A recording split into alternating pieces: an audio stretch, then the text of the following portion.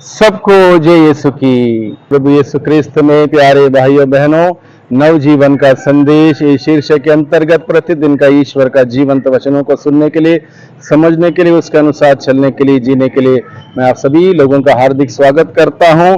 आज के दिन में हम लोग खास वचन सुनते हैं जहां प्रभु यीशु मसीह छोटे बच्चों के प्रति ज्यादा दिलचस्पी लेते हैं, बच्चों का उदाहरण लेके बड़ों को समझाते हैं और बच्चों जैसा जो बनेगा नहीं वो स्वर्ग राज्य में प्रवेश नहीं करेगा। इस महान रहस्य को प्रभु हम सबों के साथ शेयर करना चाहते हैं, बताना चाहते हैं। तो आइए भाइयों बहनों, हम इस बात को हम समझने की चेष्टा करें। बच्चों जैसे बनने का तात्पर्य क्या है, बच्चों जैसे बनने से ही स्वर्ग राज्य कैसे हमें प्राप्त होता है, इन बातों को समझने की चेष्टा करें। आज का सुसमाचार है संत मार्कुस के द्वारा रचित सुसमाचार अध्याय 10 पद संख्या 13 से 16। छोटा सा प्रसंग जरूर है, लेकिन इसमें बहुत ही गहरी बात प्रभु हम सबों के सम्मुख रखता है। यहाँ पर लिखा है, लोग ईसा के पास बच्चों को लाते थे, लोग ईसा के पास बच्चों को लाते थे जिससे वे उन पर हाथ रख दे, परंतु शिष्य लोगों को डांटते थे। अब लोग बच्चों को ईसा के पास लाते थे और शिष्य लोगों को डांटते थे, मना करते थे, मत लाओ। अब लोगों के मन में ये बात क्लियर थी, स्पष्ट थी, यीशु से अगर बच्चे आशीष पाएंगे, बरकत पाएंगे, वो बच्चे जिंदगी भर सफल होंगे, सफलता के रास्ते में आगे बढ़ेंगे, क्योंकि यीशु मसीह ही एकमात्र इंसान इस धरती पर जीवन बिताते वक्त हर जगह सफल हुए, हर शक्ति को हर जगह पर उसने अपना प्रभुत्व साबित किया, प्रभुत्व दिखाया, जताया।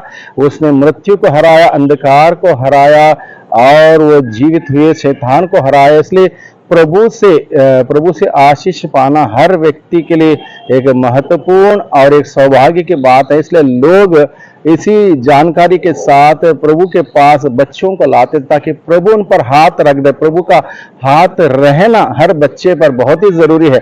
ईश्वर का हाथ, बरकत का हाथ हम सबों पर रहना बहुत ही जरूरी है, लोग जानते थे। लेकिन यहाँ पर हम देखते हैं प्रभु के शिष्य ही मना करते हैं। जब प्रभु के शिष्यों ने मना किया बच्चों को यीशु के पास लाने से, तो यीशु क्या कहते हैं, यह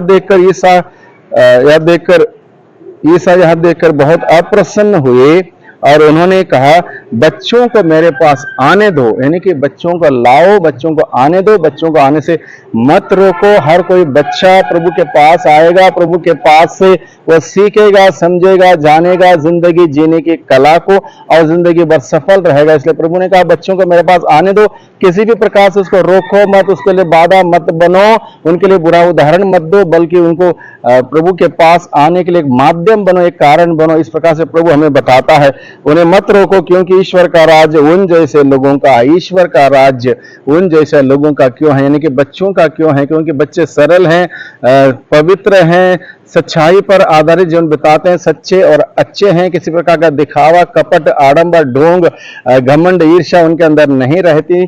और बच्चे 1 मिनट के लिए खेलते हो तो लड़ाई भी करें, 2 मिनट के बाद सही हो जाते हैं, किसी प्रकार की बात दिल में मन में नहीं रखते। इस प्रकार के सरल स्वभाव वाले बच्चे हैं। इसलिए प्रभु ने कहा, बच्चों का उदाहरण देके कहा, जब तक तुम बच्चों जैसे स्वभाव के नहीं बनोगे, सरल स्वभाव के, सत्य के स्वभाव के, पवित्र स्वभाव के नहीं बनोगे, दीनहीन नहीं बनोगे, छोटा नहीं बनोगे, विनम्र नहीं बनोगे, तब तक तुम स्वर्ग राज्य में प्रवेश नहीं कर सकते। प्रभु यही बात हम सबों को सिखाता है, यानी कि हम सबों को बच्चों के समान विनम्र, विनीत, छोटा बनने की आवश्यकता है, तभी जाके वो स्वर्ग राज्य में प्रवेश कर पाएगा।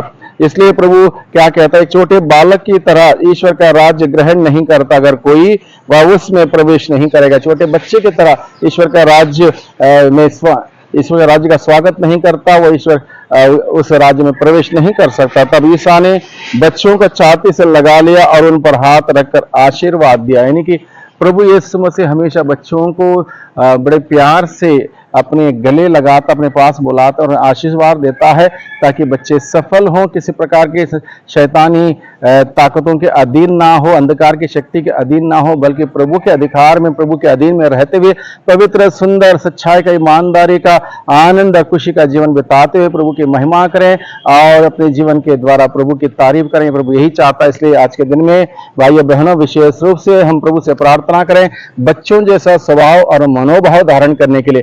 प्रभु प्रभु से प्रार्थना करें ताकि हम प्रभु की शिक्षा समझ सकें, सुन सकें, ग्रहण कर सकें और बड़ी ईमानदारी से प्रभु का अनुसरण करने वाले हम सभी बन सके। वही प्रभु हम सबों को आशीष दे और बरकत दे। आमीन।